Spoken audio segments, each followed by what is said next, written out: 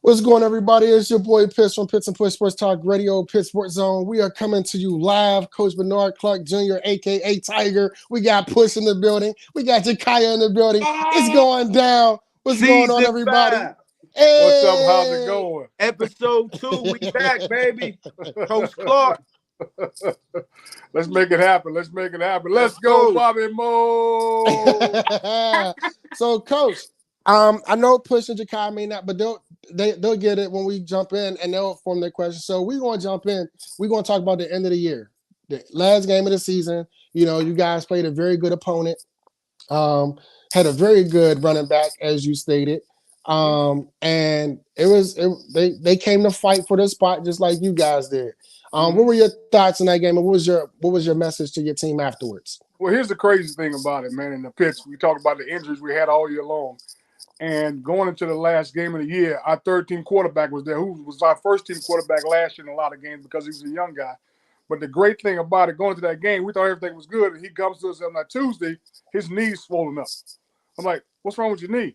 I don't know, Coach, but my knee's swollen up. So his knee's swollen up. So we got to practice him at quarterback along with a tight end that we had that transferred in from Eastern Michigan who played quarterback when he got to Eastern Michigan. So we had to have him ready. Matter of fact, he threw a pass to Noah Robinson during the game. Plus, we had another true freshman ready to play quarterback. So we were kind of a little bit of a disarray, but I thought the guys played hard. You know, the thing about it is we had our opportunities. We had our opportunities to win the game. I thought it was the best the special teams has played all year long. They played outstanding. We blocked a punt, recovered that, ended up punching in the end zone. When we tried the sky kick, we had an opportunity to recover that with 6 minutes left in the game and maybe punch that into the end zone. So our guys continued to fight. So what I told them was there's a lot of room for improvement. We know there's a lot of room for improvement. We got to make that improvement this offseason and get our minds in the right place and make sure that we're in the right place and get back to what we do well. And what we do well is fight and compete. So we're going to continue to compete. I thought they did a great job of competing that game. And they did. I saw a lot of good things. Some of the things we talked about in previous conversations, whereas I said that it appeared that when the offense was on the field, that the defense isn't as tuned into the game and vice versa. And it didn't look like they were more so tuned in this game in regards to being attentive and supportive of each other as the game goes on. Agreed, 100%. There's no doubt. And after you said that, I brought it to my attention and I brought it to the players' attention. So it was something I wasn't paying attention to, but you being a fan and not only you being our coach from the sideline and from the end zone, you notice those things. I mean, you always talk about those things. So it's something I brought to their attention, and they made it a point to make sure that when the offense was out there, the defense was excited. Defense was out there, offense was excited. When special teams was out there, we're all getting ready for the next play to make sure we understand the importance of special teams. Yeah. What's going to be some of your focuses this offseason with your recruiting, Coach? Well, to be totally honest with you, I said guess the good thing and the bad thing, and I was telling my man Pitts earlier, Push, we went back to our old conference. So when I first got here back in 2018, we were in the NEC conference. They hadn't had a conference win here. They hadn't had a winning season here since 2010 when I got here in 2018. My second year, 2019, we came in second in the conference in the NEC conference, and we finished 7-5. So it was the first winning season in a long time.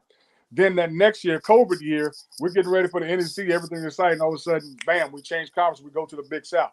So we go to the Big South Conference. And then the Big South changes a little bit in 2021-22. Some of the teams drop out.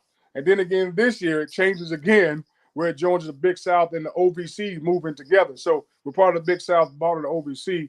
Now, what we've decided to do, because the NEC gave us a call and asked us to come back and join the conference, we're going back to the NEC conference. So we feel real good about that.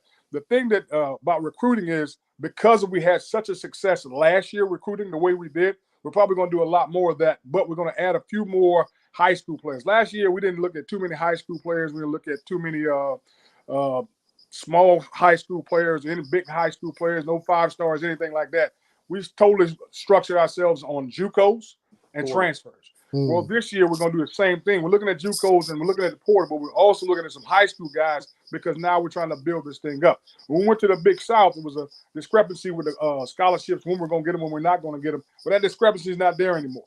So the great thing about that is expectations have jumped up, not just for coaches, but also for players, administration, and everybody else. So we're excited about going back to the NEC. So when it comes to recruiting, We're still going to have the same format we had last year. So we're going to implement a few more high school guys and make sure we're putting them in the right position so we can build for the future. And again, I always said that we're trying to build a program, not build a team. And Is there go any ahead, way Push. where athletes or transfers can send their tapes for RMU to check them out? But that's always, I mean, guys are constantly posting stuff on Twitter. So that's always on there. But they can always go to my email address, Clark B, CLARKB at RMU.edu, or any of our other coaches. Our recruiting coordinator, Delbert Tyler. You can always go to his email address. All the coaches accept emails, so it's not a big deal. Most guys are in the portal. They hit us up through Twitter or through X. Through X, through Facebook, through Instagram. They're gonna get you their film. It's not like back when you were in school, Butch. When I was in school, Right. you ain't got to send no VHS tape or Hey, CD. I was just showing my son. I'm like, son, you got to watch these one day. I ain't showing my football DVDs. He's like, Dad, what's that? I said, this is a DVD. He's like, oh, I don't know what that is. And we had to splice ours together. Yeah, Yeah. absolutely. Yeah, you But- had to sit down and push buttons and everything else. So yeah, it's a little different now. So you automatically get it. As soon as I call, like crazy enough, one of my former teammates by the name of Steve McGuire, Steve called me last night, and one of his friends down in Delaware is like, hey, he wanted me to give you a call about his son. I said, yeah. As soon as we hung up the phone, he had already texted to me. I already had it. The other guy had already sent it to my email address from last night. So things happen right now. So it's not hard to get videotape. Well, Coach, I'm definitely going to send you a couple guys that been sending them. I got kids from McKeesport, Beaver Falls. Mhm. All of those areas definitely are have been sending us their tapes and their huddle high school kids. A lot of kids, Westinghouse. But I'll definitely make sure I direct them to who they need to send to. Well, you know what? The crazy thing is this Push, and I'm pronouncing your name again. I apologize, young lady. Jakaya, but you can call me Kaya. Kaya, cool. That's even better. The thing about it is, what a lot of high school guys got to understand, man, it's tough for high school players right now. Oh yeah. Between JUCOs and transfer portals and everything else going on, it is tough for high school guys. So them getting their tape in early and people getting harder, because a lot of times we're offering a lot of high school guys partials. We can't even offer them full scholarships because we're trying to get those transfer guys, trying to get those JUCO guys with experience. That's what it boils down to. It has really nothing to do with a high school guy, JUCO guys. More about guys that have played in college football, that have the experience of playing in college football. So that's what we're looking for. But at the same time, we got to get those high school guys to get the program going. Wow. So when you talk about a question that we just asked Coach Hugh Jackson on the last episode in regards to the portal, is one thing we didn't take account of, the effect that it does have on high school kids. Mm-hmm. It has a major effect on those high school kids, to where before it was heavily focused on the high school kids. And now with the portal, it really, wow, it really cuts them off at the knees in a way. Well, a lot of times it does. You got to remember too, because of the simple fact that you got a Division II player who's a freshman who just became all conference, who's played unbelievable, and you got a high school player who's about to be a freshman who's never played college football, and it's his first time playing college football. Who do you think you're going to look at first? Right. It eliminates the learning curve, right? Exactly. That's exactly what it does. Well, not just the learning curve, but it's also the speed of the game. We both played. All of us played college sports. Kai, did you play college sports? I play softball at Bowie State. Yeah, so the transition is faster from high school, and so when you get a guy that's already acclimated to the college game, it's a lot better for him more than anything else. Again, we got to look at high school guys, but if you got a choice between a true freshman that played at Bowie State and a high school freshman that hasn't played college football, it's a big difference. Absolutely. And wow. So, okay, we talk recruiting, and right now, you're out on your recruiting trail as we speak. How much goes into that for you? Like when you talk about recruiting, take us through what a typical night or a week of means to you in recruiting. Does that mean you're sitting down watching tape? You're back to studying. Yeah, you're studying a lot of film, because you got a lot of, like you said, you're going to have somebody send me some film. You're going to send me some film. So I'm trying to decipher who we need and what we need more than anything else. And when it comes to me as a head coach, I got assistant coaches calling me, hey, coach, we need you here tomorrow. Hey, coach, we need you to fly here tomorrow. So you're all over the place a lot of times as a head coach because you're trying to get into homes and make home visits. You're trying to get into schools and shake hands and kiss babies, doing the politics, doing the politics that goes along with it. But that's the great thing about it because you're not only selling yourself, you're selling your program.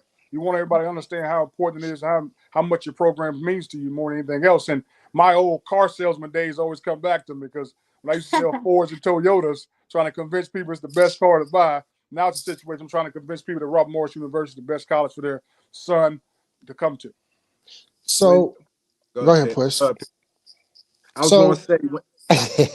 Go ahead, sleep on beauty. Go ahead, bro. Somebody made a comment in the chat group in the chat area, but it kind of rings true. You know how before when high school players would commit, then they would decommit, then they would commit and decommit. Well, they will verbally commit. Let me say that. Absolutely. They will verbally commit. Now, because of the portal, that commit decommit, like that can be a disadvantage for you. Well, the crazy thing about it, Pitch, the commit decommit is just as well as the offer, the unoffer, because you had a lot of colleges used to offer guys a lot earlier before the transfer portal. Now they offer them. Hey, wait a minute, we got to pull that offer back because this freshman over here just played 10 games at Bowie. So now we got a true freshman coming in, but this guy just played 10 games. We may have to bring him in. So where that starts hurting high school guys also. It goes back to what you said. You got to commit, decommit, but you also got the offer, and now you got to take the offer off the table. And again, a lot of people just take it off the table. They don't call the young man. They don't call the high school. They don't call the head coach and let them know exactly what's going on. So, you got it goes both ways, and that's what people don't understand. The portal goes both ways. We've had some guys go in the portal, and my honest opinion to them, I tell them all the time, I say, guys, there are 3,000 guys that go in that portal. I may be exaggerating. I don't know. Only 700 of them are going to get picked up. If you ain't one of those 700 that get picked up, you can't call me back. You're not coming back to Robert Morris because obviously you've told me you don't want to be at Robert Morris University by leaving and going in the portal. Now, I don't personally, if you want to go, that's great. I hope it works out great for you. I'm not one of these coaches going to get mad at a guy. I've done all this for you. No, you got to do what's best for you, period. The transfer portal, if you feel like that's the best thing for you, let's do it. But understand, there ain't no coming back to Robert Morris University. Once you get in that portal and things don't go the way you want them to go, what you say, you're going to be left in the cold. Now scholarship back, huh? And that's what it boils down to. You got a lot of guys that go in there with full scholarships, not knowing what's going to happen. That's literally like one of us quitting our full-time job and going to look for a job with no income coming in, with nothing going on. It's just not going to happen. But that's what the transfer portal is like with some of these guys who are starters on full scholarship, and they go in the portal thinking, I'm going to bet on myself. Sometimes yourself ain't working out the way you wanted to work out. So now you get stuck, and now you just made a big mistake. And again, a lot of times it may be the parents, encouraging this. I don't know more than anything else, but I have a conversation with my young men because I tell them all the time, I said, look, I'm not telling you to go in the portal. I'm not telling you not to go in the portal. I'm going to give you the options. Here are the cons and here are the pros. Yes, all these things may happen, and they're great things. But if it doesn't happen, this is what won't happen. You won't come back to Robert Morris University. So, Jakai, go ahead. So I know like a lot of people have like aspirations of going to the NFL. So do you think if they transfer for the aspiration of like going into the NFL, like a better chance of going to a school that like I guess have more people drafted to the NFL?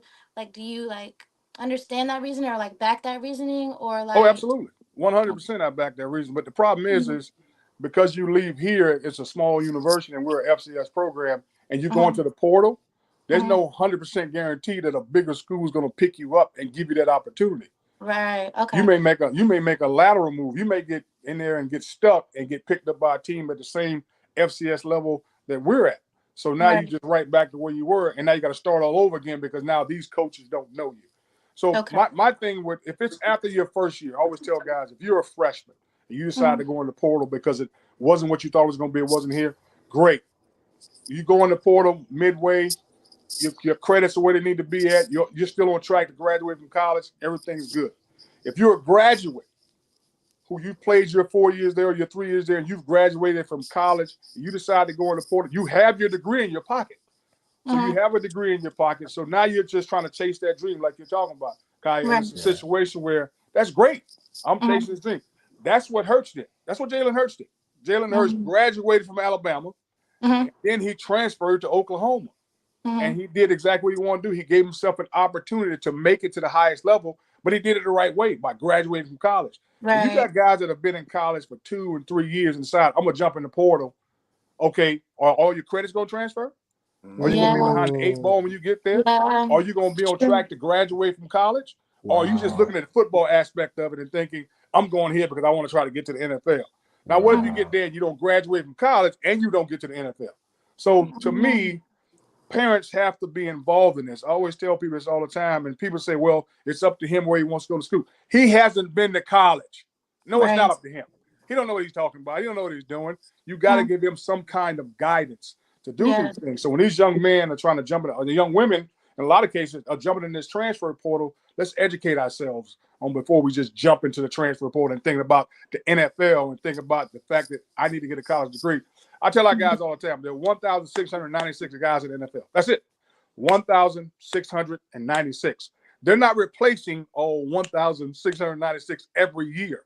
They're only replacing about 250 to 350. That's it. Right. FCS, the level that we're at right now, FCS level, there are 133 schools that play FCS football. 133. That's it. So you got it 1,696 and 133, and you figure there's 100 guys on each of these teams that we have. That's a small number that's working out for you. Wow. So, Coach, I have a 2-part question. One, So with your experience, so of course, you went to the University of Miami. You've got your Hall of Fame. You went to the U. You went to the U. You played with some greats at the U. You watched some greats come behind you, the Warren Sapps and them at the U. And then you went on to the Cincinnati. You got drafted by the Cincinnati Bengals. Yes. Hypothetically, the portal existed when you was at Miami. Would Miami have been the powerhouse still then, or would they have been even more of a powerhouse? To be honest with you, because of the mindset of the players, and that's all I can speak on, it didn't matter. I always tell people, I think the greatest accomplishment that Miami ever had was they've won 5 national championships with 4 different coaches. That's an testament to the players that were there, the mindset of the players making that team roll. Once players understand that it's a player's game and it's up to them to execute what the coaches are asking them to do, because what it boils down to, you got to listen to the coach, but don't listen to the coach. You know what I mean? Yes. You got to listen to the coach, but don't listen to the coach. In other words, don't let the coach take your joy of the game, but listen to the instructions that he's giving you so you can become a better player. Well, that's what we did at Miami. We listened to the instructions we were given to be a good football team. So I don't know if anybody, I know I wouldn't have left. Personally, I don't care. Now I wish I had some NIL money. Now that's a whole different. That's a whole different ball game. I wish I had that. I know I wouldn't have personally left the University of Miami because of the camaraderie and the team that we had there, and because we were on a roll, winning so many games. I wouldn't have left, but I can't speak for everybody because there's some guys that didn't play. There's some guys that didn't get the opportunities that I got at the University of Miami that would have been disgruntled and maybe wanted to leave, because we brought in a lot of players of the city, all conference, all state, and they never saw the field. I remember, I've never mentioned his name. When I came in, we had a guy who was the player in St. Louis. He was a defensive tackle. He was named the player of the city. Never saw the field. Never saw the field. So back in the day, he probably would have jumped in the portal because he never got the opportunity. But I wouldn't have jumped in the portal. So another thing that I want to ask about the portal, because you said that when you talked about whether or not the grades or the transcripts or the courses transfer with them. Right. Anytime a player jumps in the portal, and especially if they're on scholarship, does that scholarship immediately end at that moment they decide to hit the portal? Absolutely. Yeah. I mean, now the coach has a choice of cutting off right there and not letting him go any further, or they have a choice of cutting off at the end of the semester so his grades can accumulate and do it. Now, that's what I do. I mean, that's so it's up to the coach. Me personally, I'm going to let the guy finish the semester. Hey, man, keep your grades up. Don't let your grades fall so you'll have an opportunity to at least transfer. But no, at that moment, it's cut off immediately. once you jump in the portal, once you say you don't want to be anymore. I mean, if you quit your job tomorrow, does your pay cut? Hell yeah. Well, there you There go.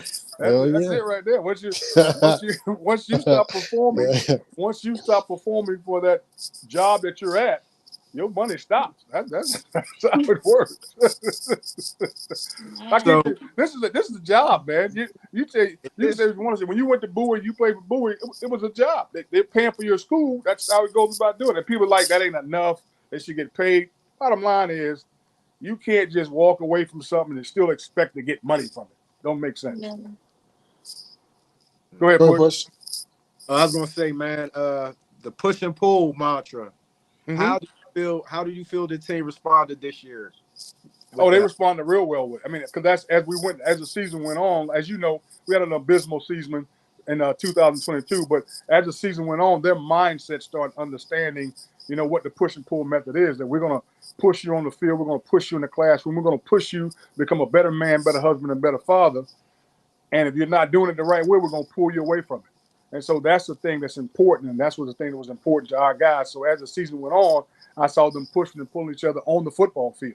When guys weren't doing what they're supposed to, hey man, what are you doing?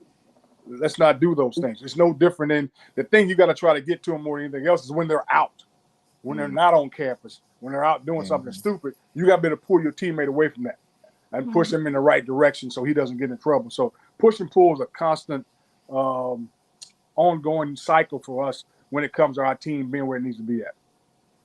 Nice.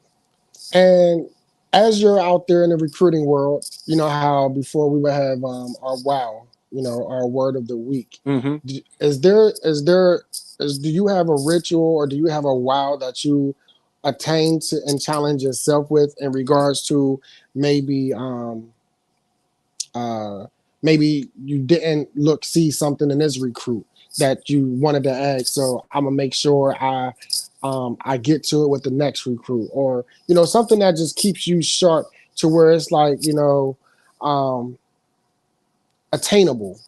Say our wow, like we said, was training, right? Mm-hmm. You're training yourself in a way that you're meticulous in how you go about the recruits. You have, this is my first question, this is my second. Okay, well, this person already showed me this, so I'm gonna skip this level and I'm gonna just go here with them. Is there a method to your recruiting madness? Probably the most important thing for me, Pitch, is focus. When you're going in and you're watching film, stay focused on his performance. Let's not get caught up in there. Obviously, you want the character to be right and everything else, but don't get caught up in his ankles are too small. His hands aren't big enough. He's not tall enough. Obviously, you don't want a bunch of, no offense, Pitch, we don't want a 5'8" running backs. We don't want a bunch of them. But one of them, if you got one that's outstanding, if you got one that's a dog and he's 5'8", that's cool. But you don't want a stream of, you don't want to. It's no different than you don't want a stream of 6 foot offensive linemen. You don't want a bunch of those, but you may have one that's a dog who's 6 feet tall, and you're going to take him. So you want to make sure you stay focused on the performance. So as I'm going through it, the thing I always look at is I watch film.